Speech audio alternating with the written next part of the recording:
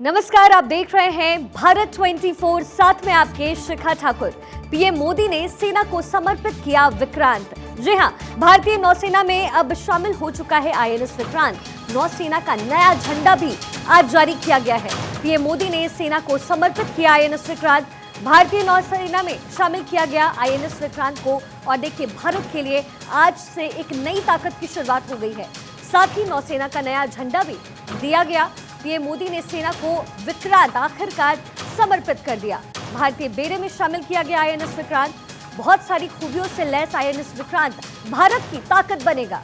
PM Modi ने सेना को विक्रांत समर्पित किया, साथ ही भारत के हौसले की बात भी सबके सामने रखी। देश भर में किस तरीके से आईएनएस विक्रांत को लेकर के उत्साह है, इसका भी जिक्र किया। सेना को समर्पित किया गया स्वदेशी विमान वाहक पोत आईएनएस विक्रांत। पहला स्वदेशी एयरक्राफ्ट है जो आज भारतीय सेना के बेड़े में शामिल किया गया। इंडियन नेवी का फाइटर शिप है आईएनएस विक्रांत।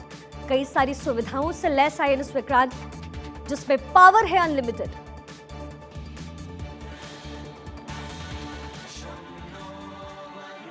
केरला के समुद्री तट पर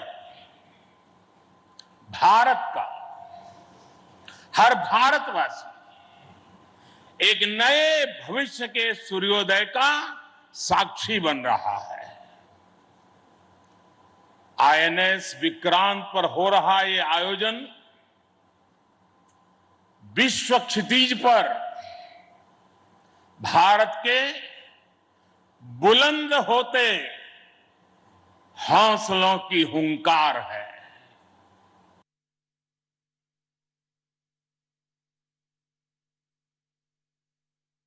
विक्रांत विशाल है, विराट है, विहंगम है।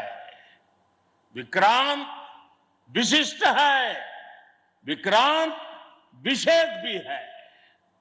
विक्रांत केवल एक युद्धपोत नहीं है, ये 21वीं सदी के भारत के परिश्रम, प्रतिभा, प्रभाव और प्रतिबद्धता का प्रमाण है।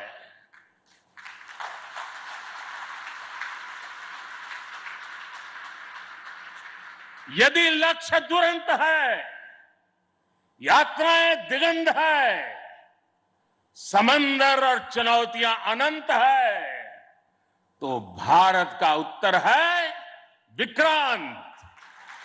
आजादी के अमृत महोत्सव का अतुलनीय अमृत है विक्रांत।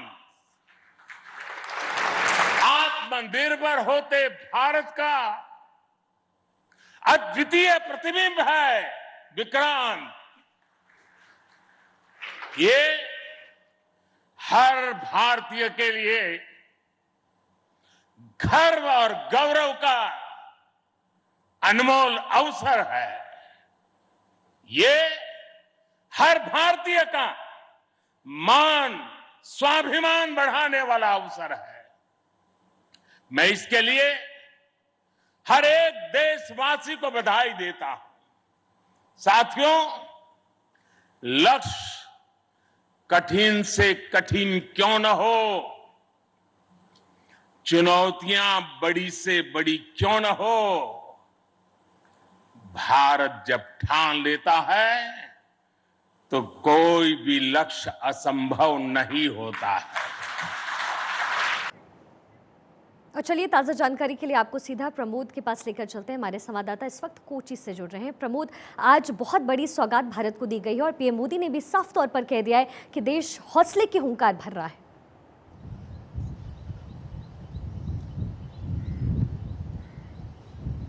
निशा, अपना सवाल दोहराएं। प्रमोद, आप तक मेरी आवाज पहुंच रही है? हाँ जी, अब आ रही है। प्रमोद, जिस तरीके से पीएम मोदी ने आज हौसले की बात सामने रखी और कहा है कि देश जो है इस वक्त गर्व की हुंकार भर रहा है, आज के कार्यक्रम में आईएनएस विक्रांत अब सौंप दिया गया है। आगे मंगलुरु का भी दौरा है पीएम मोदी का। क्या कुछ और कार्यक्रम है पीएम मोदी का? देखिए, प्रधानमंत्री मोदी अब जलपान ग्रहण करेंगे और उसके बाद सीधे वो कर्नाटक के लिए रवाना हो जाएंगे। आपको बता दूं 3 बजे कर्नाटक पहुंचेंगे और कर्नाटक के मुख्यमंत्री बसवराज बोम्मई भी मैंगलोर पहुंच चुके हैं। मैंगलोर में उनका कार्यक्रम है और वहां पर कई बड़ी परियोजनाएं, करीबन 3 से 4 हजार करोड़ की परियोजना है जो वो देश को समर्पित करेंगे। कुछ का उद्घाटन है, एक बहुत बड़ा कार्यक्रम वहां पर भी है। लेकिन सबसे बड़ी बात है कि जो मैं इस समय कोचीन शिपयार्ड में जो मौजूद हूं, बहुत बड़ा पल आज हम लोगों ने देखा। कई लाखों करोड़ों लोगों ने टीवी स्क्रीन से जरिए देखा, हमने लाइव देखा और बहुत बड़ी एक उपलब्धि, जिस तरीके से प्रधानमंत्री ने दिनकर की कविताओं का उच्चारण करते हुए कुछ जो अपनी बातें रखी दिल की, और खासतौर पर उनकी वो बात की अगर लक्ष्य आप निर्धारित कर लें तो उसको पाना आसान हो जाता है। लक्ष्य पर चलना बहुत जरूरी है। एक बहुत बड़ी बात, एक बहुत बड़ा संदेश उनके। और दूसरी सबसे बड़ी बात है, गुलामी की हमें 75 साल हो गए। आत्मनिर्भर भारत, हम उस मोड़ पर हैं जहां आत्मनिर्भर भारत हम कह सकते हैं गर्व से। लेकिन गुलामी की कुछ जो निशानियां हैं जिसका जिक्र उन्होंने किया, वो भी अब खत्म हो रही है। आज एक बहुत बड़ी निशानी खत्म हुई। एक कह सकते हैं कि इतिहास की तरफ हमारा एक और कदम आगे बढ़ा। बिल्कुल, और आज देश का सीना भी गर्व से ऊंचा हो जाएगा। प्रमोद, आप हमारे साथ बने रहिए। साथ ही हमारी संवाददाता पूर्णिमा मिश्रा INS विक्रांत करियर की खासियत बता रही हैं। एयरक्राफ्ट कैरियर में क्या कुछ खूबियां हैं, आइए आपको एक रिपोर्ट के जरिए बताते हैं। भारत 24 आज आ पहुंचा है यहाँ कोच्चि, जहां पर इस एयरक्राफ्ट कैरियर की तैयारी चल रही है। और यहाँ इस एयरक्राफ्ट कैरियर पर अगर आप पेंडेंट नंबर देखेंगे तो वो है R11। इसकी कहानी भी आपको जल्दी से बता देते हैं। R11 विक्रांत, ये जो नाम लिया गया है, ये इससे पहले जो युद्धपोत होता था, जो एयरक्राफ्ट कैरियर विक्रांत होता था, उसी के नाम पर लिया गया है, जिसने 1971 में पाकिस्तान के खिलाफ युद्ध में जीत को लेकर अहम भूमिका निभाई थी। और R11 के बाद आया R22। R22 है विराट, जी हाँ, उसका पेंडेंट नंबर है R22। उसके बाद R33, R22 जो डीकमीशन्ड हो चुका है, R33 यानी कि विक्रमादित्य, जो अब भी हमारे पास एक एयरक्राफ्ट कैरियर के तौर पर मौजूद है। लेकिन वो जो R11 से कहानी शुरू हुई थी, वो एक बार फिर से R11 तक ही आ पहुंची है, यानी विक्रांत से विक्रांत तक भारतीय नौसेना की ताकत बढ़ाती हुई। पूर्णिमा मिश्रा, कोच्चि, भारत 24। इस एयरक्राफ्ट कैरियर की एक और ख़ास बात यह है कि यहाँ पर कुछ लाइंस आपको देखने को मिलेंगी। उन लाइंस का मतलब क्या है, ये भी आप देख लीजिए। ये जो आपको रेड लाइंस नज़र आ रही हैं, इन रेड लाइंस के इस पार का एरिया, यानी कि यहाँ पर जितने भी हमारे फाइटर जेट्स होंगे, जितने भी हेलीकॉप्टर्स होंगे, वो पार्क किया जाएगा। इसे कहा जाता है पार्किंग एरिया। अब जैसे ही आप इस रेड लाइन से आगे बढ़ेंगे तो आपको एक येलो लाइन नज़र आएगी। ये येलो लाइन पूरा ऊपर तक जाती है और इसको आप कह सकते हैं फ्लाई करने का, यानी कि जब फ्लाई करेगा कोई भी फाइटर जेट, हेलीकॉप्टर, तो वो सीधे इन येलो लाइंस के साथ जाएगा। अब थोड़ा सा और अगर आगे बढ़ जाते हैं तो इधर आ जाता है एक वाइट सर्कल। ये जो वाइट सर्कल आप देख रहे हैं, ये हेलीकॉप्टर का लैंडिंग एरिया है, यानी ये हो गया हेलीकॉप्टर का लैंडिंग एरिया, ये हो गया take off area in yellow line के साथ, और राइट साइड पर लाल लाइन के साथ ही पार्किंग एरिया। ये है व्यवस्था इस फ्लाई डेक की, और फ्लाई डेक पे इसी तरीके से हमारे तमाम फाइटर जेट्स, तमाम हेलीकॉप्टर्स उड़ान भरते नजर आएंगे, लैंड करते नजर आएंगे। पूर्णिमा मिश्रा, कोच्चि, भारत 24। तो ग्राउंड जीरो से पूर्णिमा मिश्रा की ये खास रिपोर्ट आप देख रहे थे और देखा आपने कि किन किन चीज़ों से लैस है हमारा INS विक्रांत।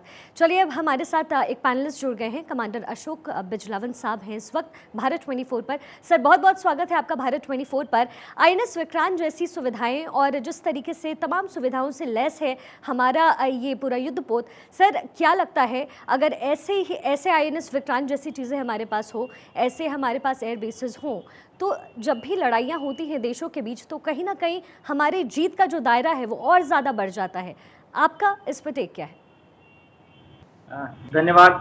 सबसे पहले तो मैं कहूँगा कि ये एक बहुत ही महत्वपूर्ण दिन है हमारे देश के लिए। सबसे पहले 1961 में पहला INS विक्रांत कमीशन हुआ था, और उसके 61 वर्ष के बाद ये दूसरा INS विक्रांत हमारे पास हमारे देश के नौसेना में शामिल हुआ है, जो कि पूर्णतः भारत में निर्मित है, और इसमें लगे लगभग 76% जो कंपोनेंट्स हैं वो इंडिजिनस हैं, जो एक बहुत बड़ी उपलब्धि है अपने आप में। एयरक्राफ्ट कैरियर नेवल ऑपरेशंस में एक बहुत महत्वपूर्ण रोल प्ले करता है, और ये एक तरह से आपका एक मूविंग एयरफील्ड है जिसको आप पूरी दुनिया में कहीं भी लेकर के जा सकते हैं। जो हमारा INS विक्रांत अभी कमीशन हुआ है वो एक विशालकाय जहाज तो है ही, उसमें सबसे महत्वपूर्ण बात ये कि ये न सिर्फ युद्ध में देश की रक्षा के लिए बल्कि इसको हम दूसरे देशों की मदद के लिए भी भेज सकते हैं। और जहाँ तक पीस टाइम यूज बात है, ये एक्सरसाइजेज में पार्टिसिपेट करेगा। उसके अलावा HADR मिशन होते हैं जो humanitarian add and disaster relief में जो इस्तेमाल होता है, उसमें ये अगर इसको मोबिलाइज किया जाए तो ये एक ही जहाज बहुत सारे जहाज़ों का काम एक साथ कर सकता है। हालांकि ये इसका मेन रोल नहीं होता है, परंतु चूंकि हमारे देश में स्पेसिफिक HADR मिशन के लिए कोई जहाज नहीं है तो इसको भी हम लोग डिप्लॉय कर सकते हैं। वो एक पॉइंट है। और उसके अलावा जो इसकी मारक क्षमता है, जिस तरीके के जहाज ये कैरी करता है, जो कि यहाँ से ऑपरेट कर सकते हैं, वो एक अपने आप में बिल्कुल बिल्कुल अशोक सर। और सबसे खास बात INS विक्रांत के साथ ये है कि ये स्वदेशी है, पहला स्वदेशी विमान वाहक पोत है। ये भारत के दृष्टिकोण से बहुत अहम हो जाता है क्योंकि जिस तरीके से PM मोदी खुद मेड इन इंडिया को प्रमोट करते रहे हैं, ऐसे में स्वदेशी विमान वाहक पोत अगर हमारे पास है तो इससे बड़ी चीज़ कुछ नहीं हो सकती। साथ ही जिस तरह का संदेश पूरे देश भर में जा रहा है, ये भी बेहद खास हो जाता है। बिल्कुल, ये जो हम लोग आज PM मोदी जी ने जो मेक इन इंडिया की जो शुरुआत की थी अपने पिछले टर्म में, हालांकि भारतीय नौसेना बहुत पहले से 1960 से इसके ऊपर काम कर रही है। और garden beach ship builders and engineers जो कलकत्ता में बेस्ड है, वहाँ से हमारी इसकी शुरुआत हुई थी। उसके बाद सरकार ने 1960 के दशक में 4 मेजर शिपयार्ड्स को अपने अंडर में लिया था। GRSC हो गया, कोचिन शिपयार्ड, उसके बाद मजगांव डॉक और गोवा शिपयार्ड। तो उसके बाद जो पहला अगर मेजर वॉरशिप की बात करें तो 1971 या 72 में मेरे ख्याल से नीलगिरी क्लास फ्रिगेट से शुरुआत हुई। उसके बाद गोदावरी क्लास, फिर दिल्ली क्लास। तो इस तरह से एक एक करके धीरे धीरे हमने स्टेप अप किया है और उसी का एक नतीजा आज हमको देखने को मिल रहा है कि INS विक्रांत 76% इंडियनाइजेशन के साथ में आज कमीशन हुआ है। तो और इसमें मैं ये भी बोलना चाहूँगा कि हालांकि INS विक्रांत की का जो कंसेप्ट है वो प्रपोजल 1999 के आसपास बिजलावन साहब आप हमारे साथ बने रहिए, क्योंकि अभी बहुत सारी चर्चाएं बाकी है। और देखिए, कहा यह जा रहा है कि INS विक्रांत जो है एक चलता फिरता पूरा शहर है। हम आखिर ऐसा क्यों कह रहे हैं, अब आपको हम ग्राफिक्स के जरिए बताते हैं। दरअसल INS विक्रांत में 4 यानी 4 LM 2500 गैस टर्बाइन्स मौजूद हैं और इसलिए कहा जा रहा है कि INS विक्रांत हमारा एक चलता फिरता शहर की तरह है। 88 मेगावाट पावर भी जनरेट करने की क्षमता रखता है INS विक्रांत। देखिए, बहुत सारी खूबियों से लैस है INS विक्रांत और इसलिए कहा जा रहा है कि देश की ताकत लगातार बढ़ रही है। साथ ही इसमें आधे जयपुर को बिजली दी जा सकती है। जिस मेगावाट 88 मेगावाट की बात कर रहे थे, आप जयपुर शहर देखेंगे तो आधे जयपुर को इससे बिजली दी जा सकती है। विक्रांत में 14 डेक्स हैं। डेक बहुत इंपॉर्टेंट हो जाता है। देखिए, जब भी युद्ध के लिए युद्ध पोत तक चीज़ों को पहुंचाना होता है, ऐसे विमान वाहक पोत पहुंचते हैं तो डेक जो है वो बहुत इंपॉर्टेंट होता है। 10 मंजिला इमारत की तरह ये पूरा INS विक्रांत आपका दिखता है। इसीलिए हम कह रहे हैं कि चलता फिरता एक शहर जैसा है। कैंटीन के साथ मॉडर्न किचन भी है इसमें, साथ ही महिलाओं के लिए भी सुविधाएं उपलब्ध इसमें करवाई गई हैं, तो कैंटीन की जरूरतें भी पूरा करेगा। साथ ही किचन भी है। और आपको बता दें कि इन किचन में 1 घंटे में तकरीबन 1600 लोगों का खाना बन सकता है। तो आप अंदाज़ा लगा सकते हैं कि ये किचन कितना बड़ा होगा। यहाँ जो तमाम लोग जो कारीगर मौजूद होंगे उनकी संख्या बल कितनी होगी। 2 फुटबॉल फील्ड के बराबर इसका पूरा रनवे है। यानी रनवे जिस तरीके से तैयार किया गया है, आपने फुटबॉल पिच देखा होगा किस तरीके का होता है। काफ़ी बड़े दायरे में डायमीटर होता है उसका, तकरीबन 2 के बराबर है। एक बार ईंधन अगर आप इसमें भर देंगे तो वो 45 दिन समुद्र में स्थिर रह सकता है। समुद्र में ही इसका रिफिलिंग भी किया जा सकता है। ये खास बात है कि उसको कहीं भी एज पर ले जाने की जरूरत नहीं पड़ेगी, समुद्र के अंदर ही इसकी रिफिलिंग हो जाएगी। मैक्सिमम स्पीड 51 किलोमीटर प्रति घंटा होगा। यानी कि समुद्र की बात करें और विमान वाहक पोत की बात करें तो ये अपने आप में बहुत, इसकी स्पीड बहुत ज़्यादा है। तो ये सारी जो खूबियां हैं वो INS विक्रांत के अंदर है, इसलिए हम कह रहे हैं कि देश को एक नई ताकत मिली है इस पूरे बातचीत पर। और जब INS विक्रांत PM मोदी ने देश को सौंपा तो उन्होंने क्या कुछ कहा है, आपको सुनवाते। INS विक्रांत के हर भाग की अपनी एक खूबी है, एक ताकत है, अपनी एक विकास यात्रा भी है। ये स्वदेशी सामर्थ्य, स्वदेशी संसाधन और स्वदेशी कौशल का प्रतीक है। इसके एयरबेस में जो स्टील लगी है वो स्टील भी स्वदेशी है। ये स्टील DRDO के वैज्ञानिकों ने विकसित किया, भारत की कंपनियों ने प्रोड्यूस किया। एक युद्धपोत से भी ज्यादा एक तैरता हुआ एयरफील्ड है, एक तैरता हुआ शहर है। इसमें जितनी बिजली पैदा होती है उससे 5000 घरों को रोशन किया जा सकता है। इसका फ्लाइट डेक भी 2 फुटबॉल ग्राउंड के बराबर है। विक्रांत में जितने केबल्स और वायर्स इस्तेमाल हुए हैं वो कोची से शुरू हो तो काशी तक पहुंच सकते हैं। मेगा इंजीनियरिंग से लेकर नैनो सर्किट्स तक पहले जो भारत के लिए अकल्पनीय था वो हकीकत में बदल रहा है। तो INS विक्रांत की क्या खूबियां हैं खुद PM मोदी ने भी बताया। सुनील आनंद वाइस एडमिरल हैं, वो भी हमारे साथ इस वक्त जुड़ गए हैं। सुनील साहब, बहुत बहुत स्वागत आपका भारत 24 पे। अगर INS विक्रांत जैसे युद्धपोत हमारे पास हो, एयरक्राफ्ट कैरियर हो, तो देश कितना सक्षम हो जाता है? अगर INS विक्रांत जैसे युद्धपोत हमारे पास हो, एयरक्राफ्ट कैरियर हो, तो देश कितना सक्षम हो जाता है? अगर INS विक्रांत जैसे मैं ये कहूंगा कि कितना सक्षम हो जाता है? सुनील आनंद साहब, आपकी आवाज़ ठीक से आ नहीं रही है। मैं अपनी टेक्निकल टीम को कह रही हूँ कि आपके पास फिर से हम वापस आएंगे। और देखिए, INS विक्रांत की क्या खूबियाँ हैं खुद PM मोदी ने भी बताया। सबसे पहली बात तो ये कि पहला स्वदेशी एयरक्राफ्ट है और देश को आखिरकार INS विक्रांत की सौगात दे दी गई। इंडियन नेवी का फाइटर शिप है INS विक्रांत, और जिसमें पावर अनलिमिटेड है। लगातार भारत 24 पर हम आपको INS विक्रांत की खूबियाँ दिखा रहे हैं। हम आपको ये बता रहे हैं कि किस तरीके से देश को सक्षम बनाने में INS विक्रांत मदद करने वाला है। हम एक बार फिर से कमांडर अशोक बिजलावन साहब के पास जाना चाहेंगे। अशोक जी, यही सवाल मैं सुनील आनंद से भी पूछ रही थी कि जब INS विक्रांत जैसे एयरक्राफ्ट हमारे पास होंगे तो कहीं ना कहीं देश अपने आप में सक्षम हो जाता है, और जो पड़ोसी देश हैं वो भी आंख उठाने से पहले एक बार ज़रूर सोचेंगे कि हमारे पास कितनी बड़ी सौगात है। जी बिल्कुल सही कहा आपने। जस्ट एक इससे पहले कि मैं आपके सवाल का जवाब दूं, मैं ये बता दूं दर्शकों को कि जो पिछला विक्रांत था, जो इसके लगभग आधे साइज का था, उसमें एक पोस्ट ऑफिस और एक बैंक की ब्रांच भी हुआ करती थी।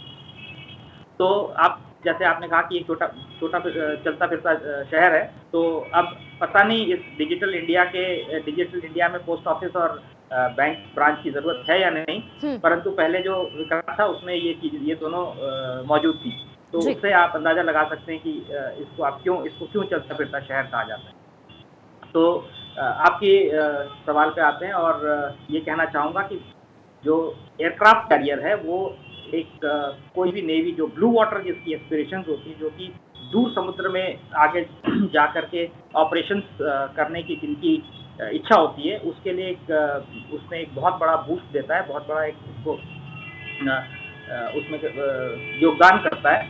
और जब एयरक्राफ्ट कैरियर अकेला नहीं जाता, एयरक्राफ्ट कैरियर के साथ में बहुत सारे शिप्स का पूरा एक कैरियर बैटल ग्रुप या कैरियर एक्शन ग्रुप चलता है, तो वो अपने आप में एक देखने में एक बहुत ही जिसको कहते हैं मैजेस्टिक व्यू होता है। जब पूरा कैरियर बैटल ग्रुप जब समुद्र में चल रहा होता है, अलग अलग फॉर्मेशन उसके अंदर होती हैं सेट परसेप्शन के ऊपर, तो जब आपके पास एक एयरक्राफ्ट कैरियर होगा तो उसके साथ में कम से कम सात आठ और मेजर वॉरशिप्स रहते हैं, डिस्ट्रॉयर्स और फ्रिगेट्स रहते हैं जो anti submarine, anti air capabilities के साथ में। तो ये एक आपका जो फोर्स प्रोजेक्शन का एक जरिया होता है, और इसके सहारे आप न सिर्फ अपने देश में बल्कि अपने देश से हज़ारों मील दूर तक अपने देश की पावर प्रोजेक्शन कर सकते हैं, अपने देश की युद्ध क्षमता का प्रदर्शन कर सकते हैं। जी अशोक जी, आप हमारे साथ बने रहिए। हमारे संवाददाता प्रमोद राघवन भी इस वक्त हमारे साथ मौजूद हैं जो ग्राउंड जीरो पर हैं। प्रमोद, पीएम मोदी ने जिस तरीके से आईएनएस की सौगात दे दी है, अब आगे के कार्यक्रम में और क्या कुछ होने वाला है? अब यहाँ से बेंगलुरु किस वक्त रवाना होने वाले हैं और आज मिनट टू मिनट में क्या चीज़ें? देखिए, उनका एक छोटा सा कार्यक्रम सीएसएल के जो अपने कोचिन शिपयार्ड के उनके अधिकारियों से और उनके कर्मचारियों से मिलने का भी था। प्रधानमंत्री की एक बहुत अच्छी खासियत है, हमने चाहे उनको बनारस में देखा है, वहाँ पे जब विश्वनाथ मंदिर का जब डेवलपमेंट चल रहा था, वहाँ भी उन्होंने किस तरीके से वहाँ पे जो काम किया था उनसे बात की थी। ठीक वैसे ही उनकी एक अच्छी, बहुत एक अच्छा हम कह सकते हैं कि देश का प्रधानमंत्री जब कर्मचारियों से सीधे इंटरेक्ट करता हो तो ये भी एक बहुत बड़ी खूबी है। तो वो इस समय अधिकारियों से मिल के बस अभी कुछ चंद मिनटों में यहाँ से निकलेंगे और उसके बाद सीधे वो मैंगलोर जाएंगे, कर्नाटक के मैंगलोर में जाएंगे। दक्षिण कन्नड़ा जिला है जो कर्नाटक का, वहां पर भी कर्नाटक के मुख्यमंत्री पहुंच चुके हैं।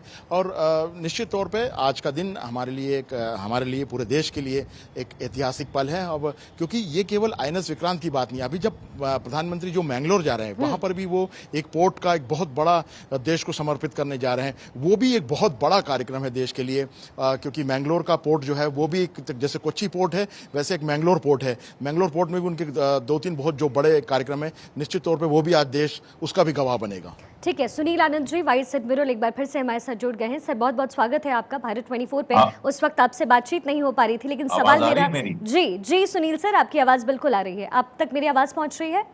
जी बिल्कुल ठीक है। सर, आपसे सवाल मेरा यही था, चूंकि आप हमेशा इन सारी चीज़ों का एक तरीके से हिस्सा रहे हैं, ऐसे में देश को आईएनएस विक्रांत मिलना, दोबारा मिल जाना, कहीं ना कहीं पड़ोसी देशों को एक संदेश दे रहा है कि अगर आपने भारत की तरफ आंखें तरेरी तो इसका नुकसान आपको भुगतना पड़ेगा।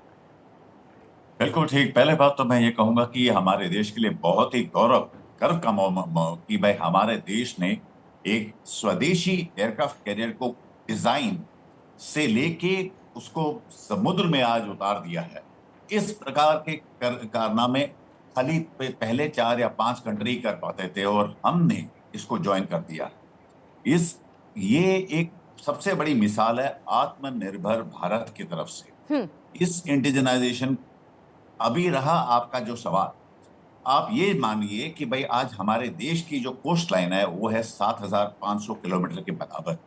जो एक्सक्लूसिव इकोनॉमिक जोन जो हमारा है वो 2 मिलियन स्क्वायर किलोमीटर, 72 द्वीप, डीप वाटर पोर्ट्स। आप ये मान के चलिए कि 95% जो वॉल्यूम का जो ट्रेड है भारत का वो समुद्र से होता है जी। और 50% जीडीपी उससे समुद्र के इससे आता है।